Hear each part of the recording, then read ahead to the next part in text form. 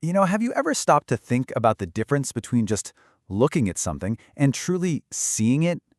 We're about to dive into a story about a man who was physically blind, but somehow he saw things more clearly than anyone around him. And believe it or not, it all starts with this simple, kind of mysterious drawing. So take a look. At first glance, this seems pretty simple, right? Almost like a kid's drawing. But hidden inside these simple blue lines is this really powerful story of faith and transformation. The big question is, what is this drawing actually trying to tell us? Okay, to unlock this mystery, we've got to look a little closer.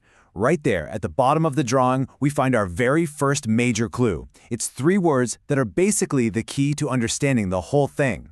So these characters translate to awareness, prayer, and following. Now, these aren't just random words. They're actually a 3-step roadmap. It's a journey that explains the entire meaning of this drawing, and it comes from a very, very old and powerful story. And all of this leads us to a man named Bartimaeus. His story, which you can find in the Gospel of Mark, is one of the most memorable encounters in the Bible. And not just because of the miracle that happens, but because of what it teaches us about what it really means to see. So who was this guy? Well, Bartimaeus was a blind beggar, sitting by the side of the road. In his world, that meant he was on the absolute fringes of society. He was basically invisible, dependent, and easily dismissed. He was the kind of person people would just walk past without a second thought. But Bartimaeus refuses to be ignored. When he hears that Jesus is passing by, he doesn't just call out, he shouts.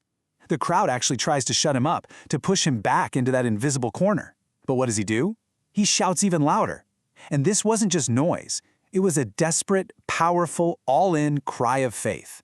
And what he asks for is fascinating, especially when you compare it to what other people were asking for.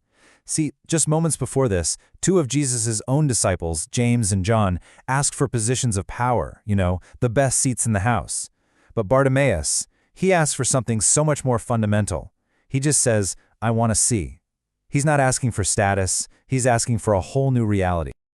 This moment right here just perfectly illustrates how ready he was. When Jesus calls for him, Bartimaeus throws aside his cloak. Now, for a beggar, that cloak was everything. It was his only real possession, his way of collecting money, his shelter, and he just abandons it instantly. Compare that to the rich young ruler from a few verses earlier who couldn't let go of his stuff and just walked away sad. Bartimaeus held absolutely nothing back.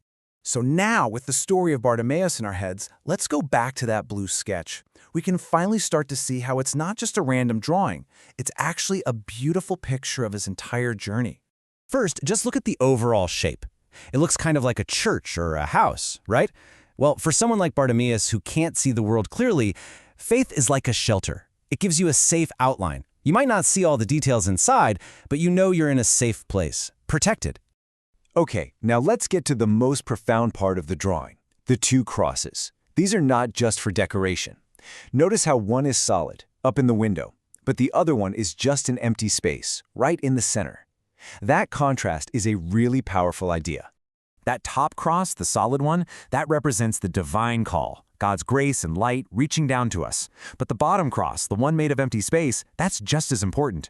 That represents our inner emptiness, the void inside us that we have to open up to receive that light. We don't create the light ourselves, we just have to make room for it to get in. And hey, notice the color. The artist didn't use black, the color of despair or total blindness. They chose blue. This is the blue of pre-dawn, that moment just before the sun rises. It's a color of anticipation, of hope. It's like it's saying, I can't see clearly yet, but I know the light is coming. So when we put the story and the art together, they reveal this really profound, almost counterintuitive truth about what it really means to see. And it's probably not what you think.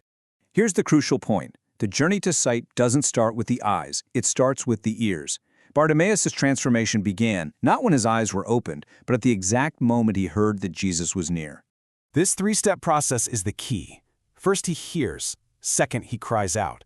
It's only after taking those 2 steps, while he's still in complete darkness, that he's finally able to see. So faith, this story seems to suggest, isn't about seeing to believe. It's about crying out when you still can't see. And the miracle that happens here, it isn't just about restoring his physical vision. It's about a complete transformation of his entire being, moving him from a state of just surviving to something so much bigger. Before, Bartimaeus was just surviving, He was defined by his limits as a beggar on the roadside. Afterwards, he's thriving. He becomes a whole person, healed, free, and moving from a life of basically slow dying to one of real, abundant life. And here is the final beautiful twist. Jesus heals him and says, "Go your way." He sets him completely free. He could have gone anywhere, done anything. But the text tells us that Bartimaeus immediately chose to follow Jesus on the way. He was given absolute freedom, and he chose to use it to walk a brand new path. So this story, captured in that one simple blue sketch, leaves us with a powerful question for our own lives. I mean, like Bartimaeus, in that pre-dawn blue, we all face moments where the path ahead isn't clear. And in those times, the real question isn't what can you see, but maybe it's what call are you hearing and how are you going to choose to respond?